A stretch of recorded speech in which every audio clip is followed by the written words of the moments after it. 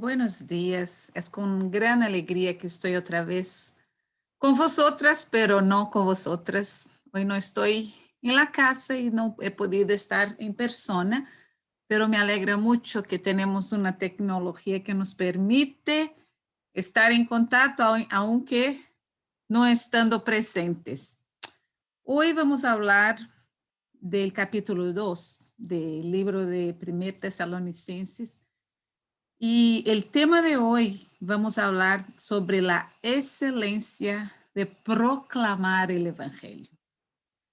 Es una maravilla la oportunidad que tenemos y es un deber. Entonces, hoy en el capítulo 2 vamos a leer vamos a leer juntas el capítulo 2 de 1 Tesalonicenses. Y dice, porque vosotros mismos sabéis, hermanos, que nuestra visita a vosotros no fue en vano, sino que después de haber sufrido y sido maltratados en Filipos, como sabéis, tuvimos el valor, confiados en nuestro Dios, de hablarlos del Evangelio de Dios en medio de mucha oposición. Pues nuestra exhortación no procede de error ni de impureza y ni es con engaño, sino que así como hemos sido aprobados por Dios para que nos confiara el Evangelio, así hablamos como agradando como no agradando a los hombres y sí a Dios, que examina nuestros corazones. Porque, como sabéis, nunca fuimos a vosotros con palabras lisonjeras, ni con pretextos para lucrar. Dios es testigo. Ni buscamos gloria de los hombres, ni de vosotros, ni de otros. Aunque como apóstolos de Cristo hubiéramos podido imponer nuestra autoridad. Más bien demostramos ser benignos entre vosotros como una madre que cría con ternura sus propios hijos. Teniendo así un gran afecto por vosotros, nos hemos complacido en impartirlos no solo el Evangelio de Dios, sino también nuestras propias vidas, pues llegasteis a sernos muy amados. Porque recordáis, hermanos, nuestros trabajos, fatigas, cómo trabajamos de día y de noche para no servos pesados, no sermos carga a ninguno de vosotros. Os proclamamos el Evangelio de Dios. Vosotros sois testigos y también Dios de cuán santa, justa y irreprensiblemente nos comportamos con vosotros los creyentes. Así como sabéis de qué manera os exhortamos, alentábamos e implorábamos a cada uno de vosotros como un padre lo haría con sus propios hijos, para que anduvieras como es digno del Dios que os ha llamado en su reino y su gloria. Eso es Pablo escribiendo a la iglesia de los tesalonicenses, del Tesalónica. Pablo había sufrido por el Evangelio desde el primer momento que tuvo su vida transformada en la estrada de Damasco. Pablo y sus compañeros habían sido presos y maltratados, pero nada os podía callar.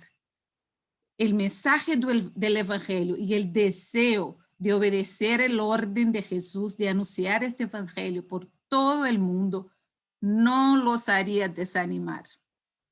En la primera visita de Pablo a la Tesalónica, los judíos, por celos, alborotaron la ciudad contra ellos y casi lo prendieron, pero lograron huir para Berea. Pero, como nos dijo Paola, antes de llegar a Tesalónica, Pablo estuvo en Filipos, donde habían sido azotados y encarcelados. Me acuerdo de que cuando Pablo encontróse con Jesús en el camino de Damasco y el mensaje vino a Ananías para que fuera a encuentro de Pablo, y Ananías tenía miedo, ¿no? Porque Pablo estaba ahí persiguiendo a los cristianos. Y Jesús le dijo a Ananías, yo le mostraré cuánto tendrá que padecer por mi nombre. Imagino cómo reagiríamos nosotros si aceptamos el evangelio. La primera cosa que supiéramos era que no va a ser fácil, va a ser una vida muy difícil. Me imagino cuánta gente no aceptaría, no tomaría la decisión de seguir a Jesús. Pero Pablo aceptó el desafío porque la fuerza del amor de Jesús y la convicción de que ese era el mensaje de Dios fue más fuerte en su vida. Además de toda persecución y el corto tiempo que Pablo estuvo en la iglesia de Tesalónica, esta iglesia había crecido mucho y se había fortalecido, y Pablo estaba orgulloso de ellos. La mayoría de nosotros no tiene idea de lo que es cargar en el cuerpo las marcas del evangelio. Nosotros nunca hemos sufrido por el evangelio. A lo mejor una zombaría o una risa de aquí o ahí, pero no hemos sufrido por el evangelio. Pablo y varios otros cristianos del pasado y hasta mismo de nuestros tiempos están sufriendo físicamente, sufriendo moralmente, impresionados, muertos. Eso pasa en nuestros días.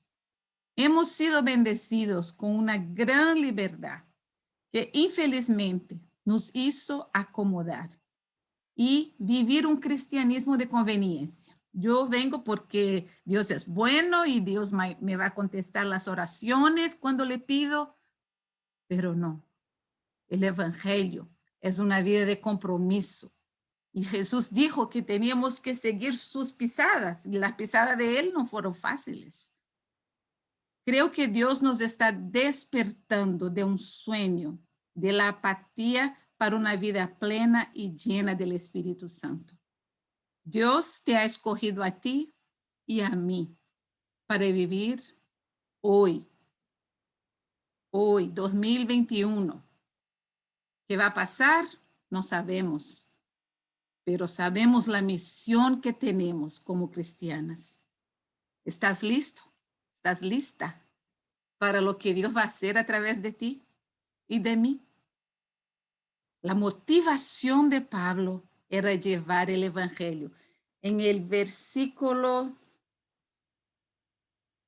3 y 4 dice así, pues nuestra exhortación no procede de error, ni impureza, ni es con engaño, sino que así como hemos sido aprobados por Dios para que se nos confiara el evangelio, así hablamos, no como agradando a los hombres, pero agradando a Dios. Esa era la motivación de Pablo, agradar a Dios, obedecer a Dios. Era de demasiada importancia que los hermanos no tuvieran dudas de los motivos por los cuales Pablo estaba ahí llevando el mensaje, sus intenciones y el carácter de él y de sus compañeros. Ellos estaban preparados con valor para enfrentar a los que quisieran acusarlos de algo que no hubiera hecho. Vimos que con Jesús y con Esteban en Atos, ves la historia de Esteban, no sé si todas son familiarizadas con ello, pero ellos siempre estaban armando armadillas, armando trampas para engañar a la gente a través de mentiras. Y Pablo quería estar seguro de que no había nada que alguien podía decir contra él. Él vivía una vida íntegra como para agradar al Señor, a Dios. Y varias veces él dice, Dios es testigo, Dios es testigo. Entonces, si yo puedo decir, Dios es mi testigo, eso significa que sí, yo estoy caminando al lado del Señor, estoy dejando que el Espíritu Santo me guíe en cada paso. Ya desde los tiempos de Jesús eran conocidas la manera corrupta y mentirosa que los líderes religiosos actuaban con la gente. Entonces, cuando se levantaba un líder nuevo, podía causar un poco de duda y miedo, ¿no? La manera como hacían con la ley de Dios, Jesús apuntó muchas veces a los fariseos, decía, vosotros tenéis una ley para vosotros y una ley para la gente a quien sigue las sinagogas. Entonces, ese era lo que Pablo no quería. Pablo no quería que hubiera dudas de que ellos eran enviados por Dios, aprobados por Dios, como dice el versículo 4, sino que así como hemos sido aprobados por Dios para que se nos confiara el evangelio. Y el versículo 10 dice, vosotros sois testigos y también Dios de cuán santa, justa y irreprensiblemente nos comportamos con vosotros. Entonces Dios era testigo y ellos, la gente con quien Pablo estaba ahí viviendo todos los días, también era testigo. ¿Por qué? Vamos a ver. El propio Jesús había llamado a Pablo para llevar el evangelio a los gentiles. Así que él sentía responsabilidad ante Dios a ser irreprensible. Era de suma importancia que su vida estuviera completamente de acuerdo con el mensaje que él anunciaba. Pablo tenía su corazón completamente abierto para que Dios lo examinara. Nosotras debemos estar constantemente pidiendo a Dios, al Espíritu Santo, que examine nuestros corazones. Infelizmente, nosotros tenemos el virus del pecado en nosotras. Y es fuerte ese virus. Él guerrea, pelea contra el Espíritu de Dios. Entonces tenemos que estar constantemente vigilantes. El Salmo 139, 23 y 24 dice, examíname, oh Dios, y conoce mi corazón. Pruébame y conoce mis pensamientos. Y ve si hay en mí camino de perversidad y guíame en el camino eterno. Es un deseo que yo tengo, que Dios examine mi corazón todos los días, varias veces por día, porque yo no hago malo una vez solo. No, es todo el día, es incansable la lucha del enemigo contra nosotros. Entonces, ¿cómo podemos mantener puro nuestro corazón? La Biblia tiene la respuesta. Salmo 119, 9 y 11 dice, ¿cómo puede el joven guardar puro su camino? Guardando tu palabra. Con todo mi corazón te he buscado. No dejes que me desvíe de tus mandamientos.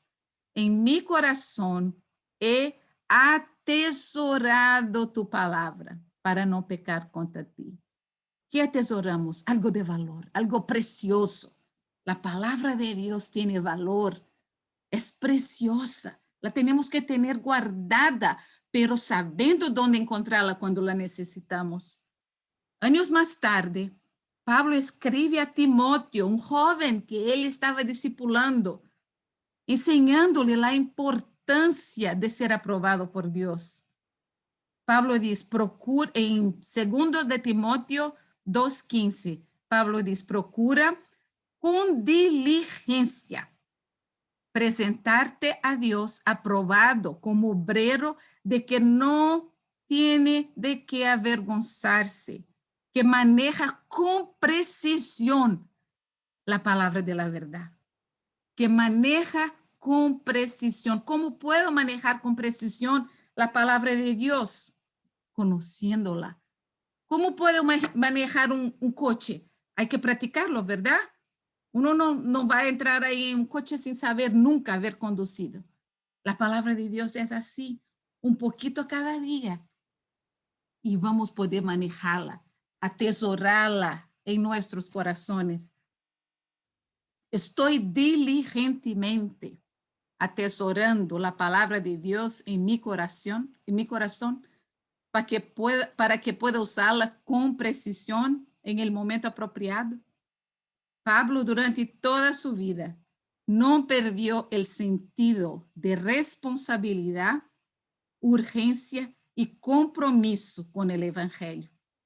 La Biblia nos da innumerables ejemplos de personas que agradaron a Dios viviendo una vida ejemplar. Esos hombres, como tú y yo, no fueron perfectos, pero supieron reconocer sus errores, pedir perdón a Dios.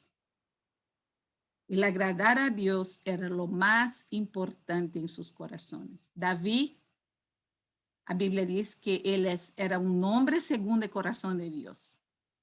No era perfecto, no.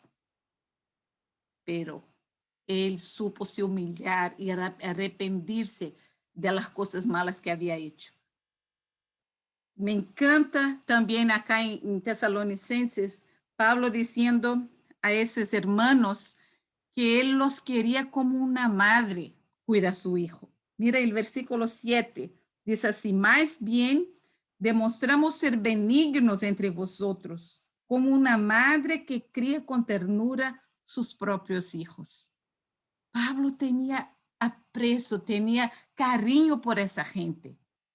Además de la responsabilidad y obediencia a Dios, Pablo tenía su corazón dedicado a ellos. Como una madre que cuida con ternura a sus propios hijos, tal era el afecto y cariño que Pablo tenía por ellos. Llevar el evangelio requiere un profundo amor por el pecador, compasión, y ese amor solo podemos tener si recibimos del propio Dios. El versículo 9 dice, porque recordáis, hermanos, nuestros trabajos, fatigas, como trabajamos de día y de noche para no ser carga a ninguno de vosotros. Ellos habían compartido no solo el evangelio, pero también sus vidas. Ellos habían dado su vida por esa gente, trabajando. No llegaron ahí y se pidieron un green room, como se dice acá, ¿no? Una sala especial, un tratamiento especial. No, ellos llegaron ahí para servir.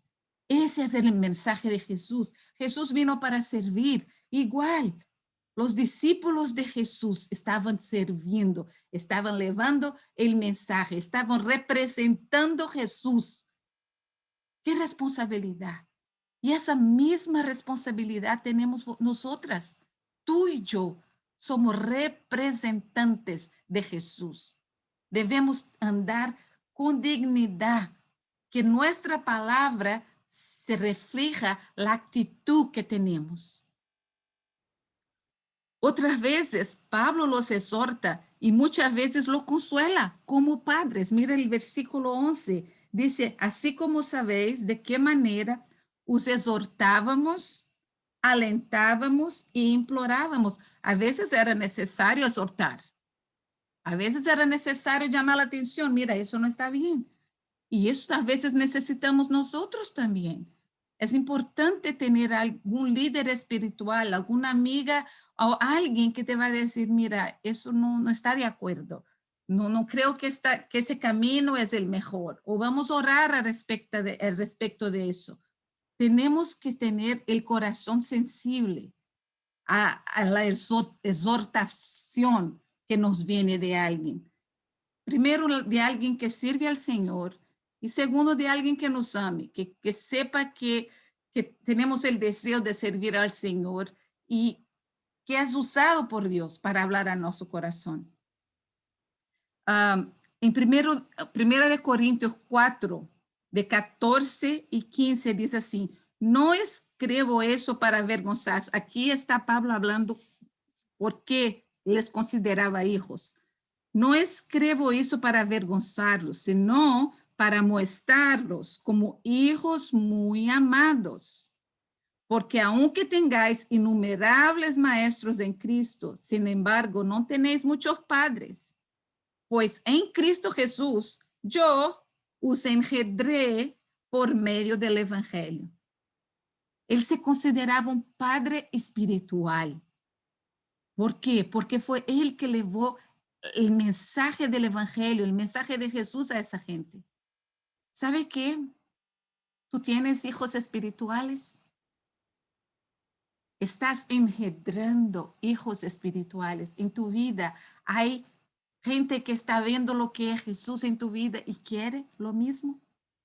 En Hechos 14, 21 a 23 dice, después de anunciar las buenas nuevas en aquella ciudad y hacer muchos discípulos, Pablo y Bernabé regresaron a Listra, Iconio y Antioquía, fortaleciendo a los discípulos y animándolos. Era necesario cuidar los hijos que Pablo dejaba en sus viajes. No sé si a lo mejor podemos planear a vosotros un mapa de los viajes de Pablo. A lo mejor Ale puede mandar en el grupo, ¿no? Porque Pablo ha pasado por muchos lugares, pero él simplemente no se olvidó de ellos. No, él los cuidaba, él mandaba mensajeros, él mandaba cartas a esos lugares, él quería saber si la gente estaba creciendo. A veces escuchaba que había alguien ahí con ideas distintas o que la gente estaba se afastando de la verdad. Pablo los cuidaba como un padre cuida a sus hijos. Ese método, ¿no?, de Pablo era eficiente porque dejó iglesias fuertes, personas fuertes en el evangelio. Por eso estamos acá, tú y yo, hoy, tanto tiempo después, estudiando y deseando la comunión de Jesús, ¿no? Él también designaba líderes responsables, autoridades, presbíteros en cada iglesia para cuidar, para administrar, para enseñar el mensaje, para hacer con que la gente creciera espiritualmente. Entonces, el mensaje del evangelio que Pablo llevaba era un evangelio vivo. Y él pregaba primero con su vida, primero con su testimonio. Después, él dejaba, plantaba, daba como él dice más adelante, ¿no? Iba dando la leche espiritual, después le daba la carne, un alimento más fuerte. Pero ¿cuál sería? ¿Cuál era el mensaje de Pablo? Yo con mi grupo de brasileras estamos estudiando el libro de Actos y de Hechos. Y ahora estamos justamente donde empieza el ministerio de Pablo. Y es increíble porque el mensaje de Pablo, primero él llegaba a las sinagogas, era el primer lugar de partida, ¿no? Las ciudades. Y yo aprendí una cosa, yo dije, pero ¿cómo la gente le dejaba entrar en las sinagogas? Y yo aprendí que a los sábados era ofrecida la palabra a alguien que tuviera conocimiento, no era cualquier persona, pero ya sabemos que de mucho que Pablo era instruido. Pablo era como uno de esos fariseos. A veces hay gente que cree que Pablo estaba ahí inclusive cuando Jesús fue condenado, él ya era parte de ese grupo de sacerdotes y fariseos. Entonces, Pablo era un hombre instruido. Entonces, cuando él llegaba con toda su credencial, la gente le daba la palabra. ¿Y cómo empezaba él? Empezaba del Antiguo Testamento, empezaba de las profecías, del cumplimiento de las profecías, que Jesús había venido para cumplir todo eso y eso y eso, y él describía cada paso del camino que Dios había trazado hasta que vino Jesús y murió y resucitó. Entonces, el primero de Corintios 15, 3 y 4, y vamos a ver algunos versículos que nos muestra, era siempre básica la mensaje de Pablo. Mire el de 1 Corintios, porque en primer lugar le he enseñado lo que también recibí. ¿Qué fue que recibió? Que Cristo murió por nuestros pecados conforme a las escrituras. ¿Cuáles escrituras? Todavía no había el Nuevo Testamento, no había la historia de Jesús escrita. Las escrituras del Antiguo Testamento, los profetas, las profecías que fueron habladas, esas eran las escrituras. Cristo murió por nuestros pecados conforme a las escrituras, fue sepultado y que resucitó al tercer día conforme a las escrituras. Entonces, esa era la mensaje. En Hechos, complico con portugués, pero a ver, Hechos 13, 38 y 39. Acá fue cuando él empezó las viajes, ¿no? Sus viajes misionarios. Dice, por tanto, hermanos, sepan que por medio de Jesús se les anuncia a ustedes el perdón de los pecados. Ustedes no pudieron ser justificados por esos pecados por la ley de Moisés, pero todo el que cree es justificado por medio de Jesús. La ley de Moisés justificaba, era siempre, no era una justificación única. Nosotros hoy tenemos Jesús y una vez que reconocemos, claro que no vamos a dejar de pecar, seguimos pecando, pero tenemos un abogado, tenemos un mediador entre nosotros y el Espíritu Santo en nosotros que nos convence, que nos entristece, que nos hace llegar delante de Dios humillados y pidiendo perdón cada vez que nos equivocamos o que salimos del camino del Señor. Tanto Pablo como Esteban, como Pedro, todos ellos en sus mensajes, Pedro fue llamado a pregar a los judíos y Esteban también, pero Pablo a los gentios, pero como empezaba con los judíos, él quería hacer aquella conexión del Antiguo Testamento con el Nuevo Testamento. Está bien, vosotros creen en Dios, el mismo Dios, pero ese Dios provió el camino para él, un camino permanente, seguro. Ya no hace falta más los sacrificios anuales, todo ese ritual que había que hacer. Jesús cumplió eso por completo. Entonces, ¿cuál es el mensaje de Pablo? El mensaje de Pablo empezaba, Jesús es el Mesías anunciado por los profetas. Cristo murió por nuestros pecados. Fue sepultado, pero venció, resucitó al tercer día, conforme las Escrituras, porque el Antiguo Testamento había dicho que él iba a resucitar. Y a veces pensamos, pero yo soy tan buena, yo no hago mal a nadie, yo soy buena, yo no sé de qué necesito ser salva. Esa es una de las cosas que mucha gente tiene dificultad hoy en día. Yo no hago nada mal, yo no robo, yo no maté a nadie, yo no tengo rabia de nadie. Y la gente no entiende que el pecado vino con nosotros. Todos tenemos ese virus. En Romanos 3, 23 y 24 dice, todos pecaron, pues todos han pecado y están privados de la gloria de Dios. Pero por su gracia son justificados gratuitamente mediante la redención que Cristo Jesús ofreció. Todos pecado. ¿Y cuál era la paga del pecado? Romanos 6, 23 dice, porque la paga del pecado es la muerte. Mientras que la dádiva de Dios es la vida eterna en Cristo Jesús, nuestro Señor. Entonces, por el pecado que ya infelizmente no tenemos elección. Adán y Eva pecaron y nosotros recibimos ese pecado con nosotros. Y lo único que paga ese pecado es la muerte. Y la muerte, no la muerte física, pero la muerte espiritual, la separación, porque Dios no puede estar delante del pecado. Necesitamos la sangre de Jesús para hacer la mediación entre nosotros y Dios.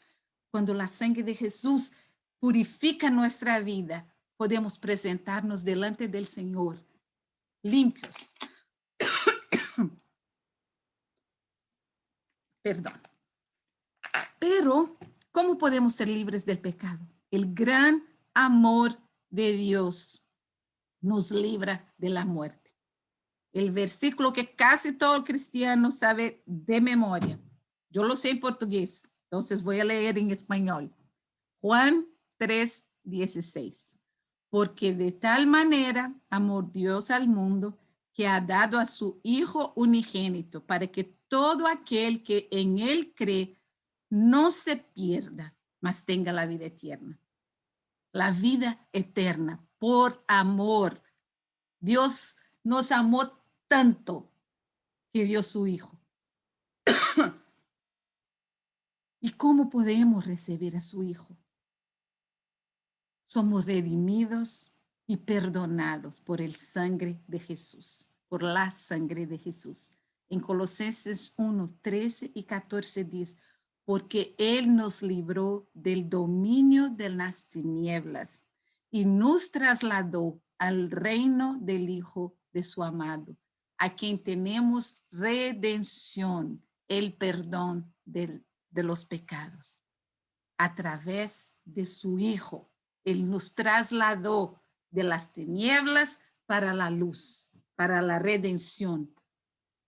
Pero es necesario que reconozcamos la necesidad de un Salvador. Si yo no creo que necesito de un Salvador, yo no lo voy a buscar.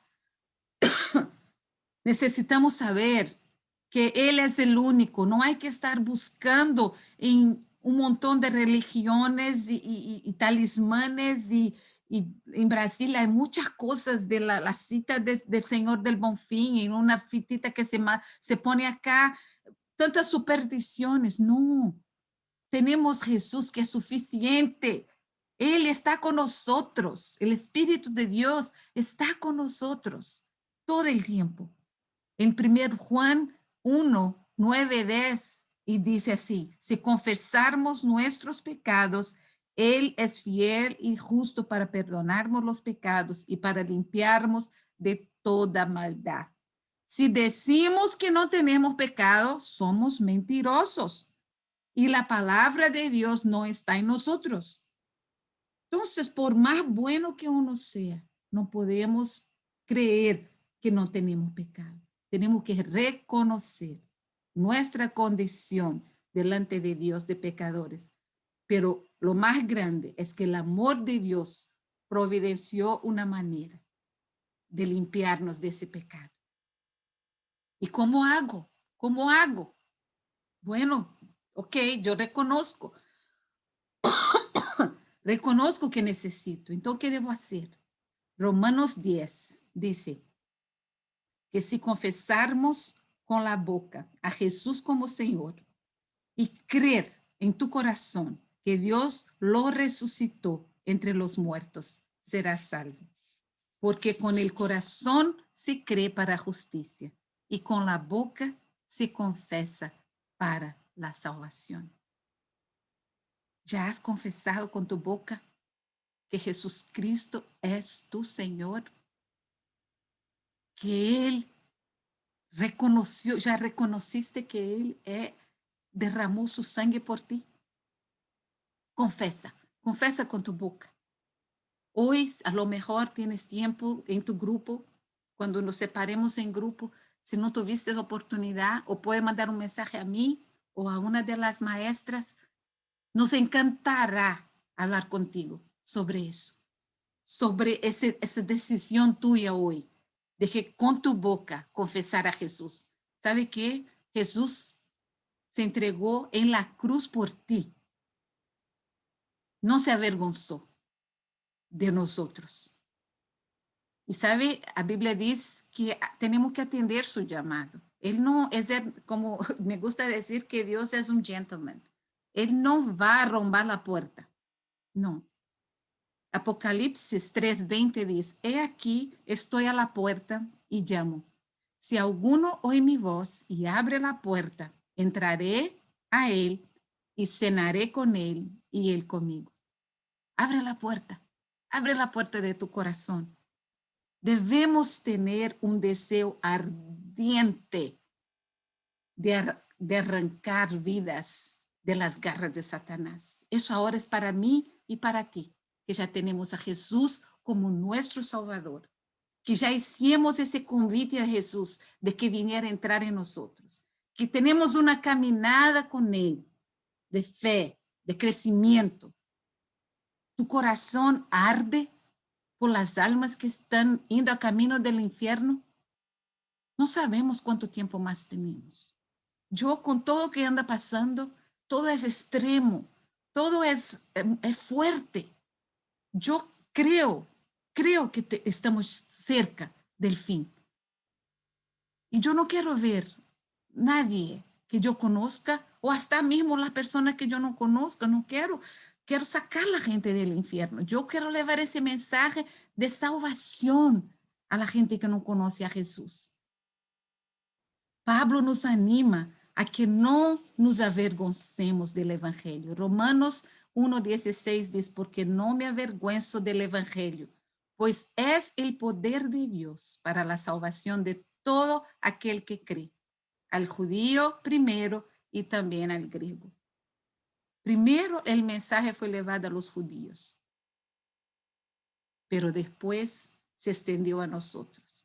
Y Pablo, cuando los judíos lo rechazaban, él decía, bueno, yo les dije, ahora me voy a los demás. Nosotros no tenemos el poder de quebrar un corazón, de entrar, pero tenemos la misión de llevar el mensaje, de llevar el mensaje de las buenas nuevas del evangelio. La mejor manera de proclamar el evangelio es a través de nuestras vidas, nuestros frutos, nuestras acciones y para que estas actitudes provoquen en la gente un deseo de tener lo que tenemos. Esa es la excelencia de proclamar el evangelio de Jesús. Proclamar un evangelio con tu vida, con tu caminada, que cada día más, cuanto más cerca estés tú del Señor, más atraído por Jesús las personas a tu alrededor van a ser. Que no vivamos una vida con dos caras, que seamos lo mismo en un relacionamiento de trabajo, o un relacionamiento de familia, o un relacionamiento de la iglesia, que nuestra vida reflita un caminar constante con Jesús. Que Dios bendiga a cada una de vosotras. Que essa semana sea uma semana de vitórias e que na próxima semana podamos testificar de que recibimos a Jesús e que agora temos gozo constante em nossa vida, apesar das dificuldades, porque aqui vemos que Pablo sofria. Pablo, tu pagou um preço forte, pero ele dizia, não se compara com a alegria que está por venir. Entonces, no tengamos miedo de las cosas que están delante de nosotras. Nosotras tenemos la esperanza de la victoria en Jesús. Que Dios bendiga a cada una de vosotras. Hasta la próxima semana.